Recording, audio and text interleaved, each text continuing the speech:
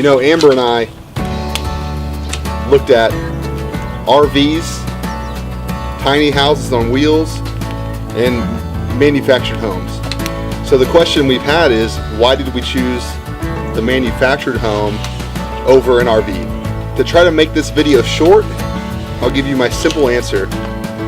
When you buy an RV, you have to have this mentality of like the type of lifestyle you want to live, and that's more of like a mobile lifestyle, like they call it the RV life. So you buy an RV, which could cost you anywhere from $20,000 to upwards of, some of the toy haulers we looked at were like $75,000. You have to have something to tow it with, and if you don't already have that, that's a whole nother expense you have to have on top of it.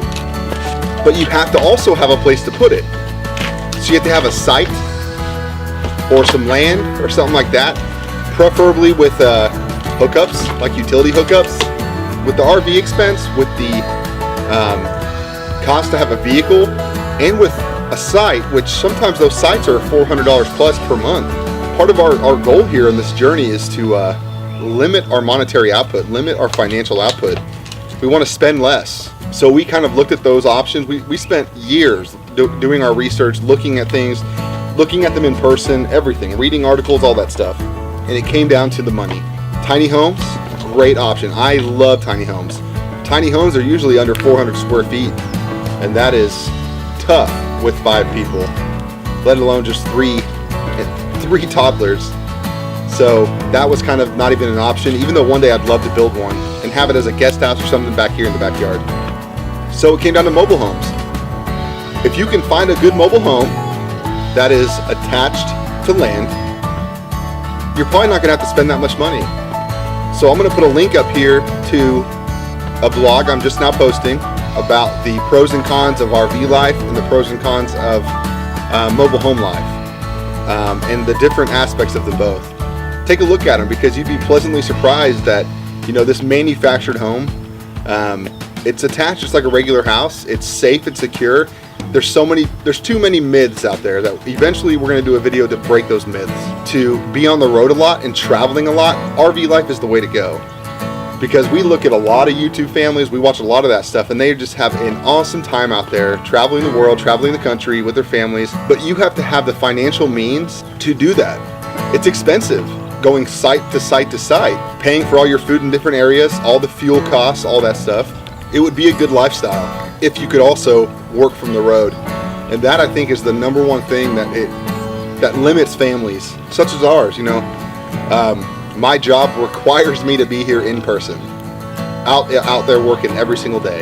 You know, there's a lot of companies that might let you work from the road, and if that's the case, RV life, van life, great options for you. Don't limit yourself on what you could be living in. If you want to have a smaller footprint in this world, and you want to have a smaller footprint just in your own personal life, don't just limit yourself to the tiny house on wheels. Don't just limit yourself to the RV life. Don't limit yourself to the van life. Broaden your horizon, because you would be pleasantly surprised at how nice mobile homes, manufactured homes could be. Figure out what your goals are. If it's to live more minimally or have a smaller footprint in the world, or just a smaller footprint in our own lives, and your desire is to live in a smaller home or apartment, I mean, goodness, 1 out of every 25 Americans live in some sort of mobile space. That's over 20 million Americans live in a mobile structure of some kind. That's a lot more than what people think. And there's a huge movement now to go even smaller and to be able to travel and see different places.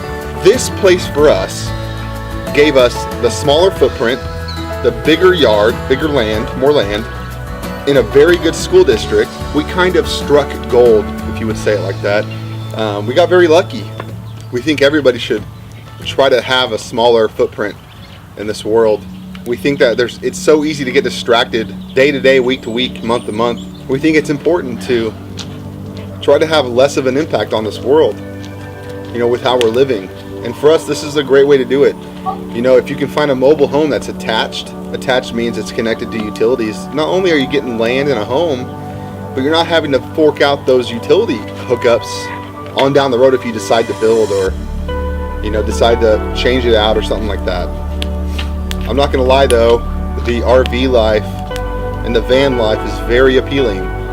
And I could very well see us down the road building a tiny house on wheels here in the backyard or something, and setting it up as a guest house, or and then taking it on trips and stuff as a family. You know, this lifestyle in this smaller home with like 1/4 the cost of our previous house, you know, it frees us up to do stuff like that, which we think is important for everybody.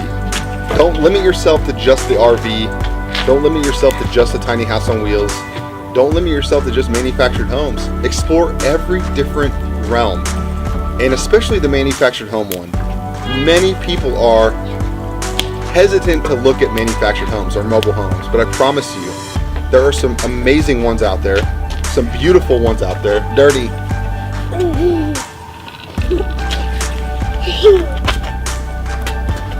There are some awesome manufactured homes out there that would put some stick homes to shame. So don't limit yourself. Check out this blog. I'm posting one more time right here to talk about the pros and cons of all the RV life, tiny house on wheels, van life, and mobile home living or manufactured home living.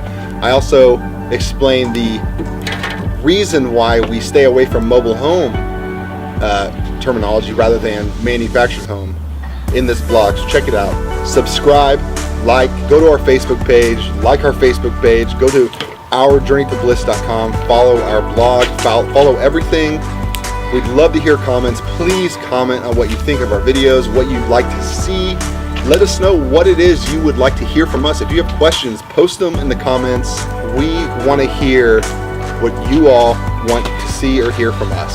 So if there's something that's on your mind, post it, let us know. We'd be happy to share that with you. In the meantime, we're going to share with you our beautiful sunsets every evening in time lapse right now.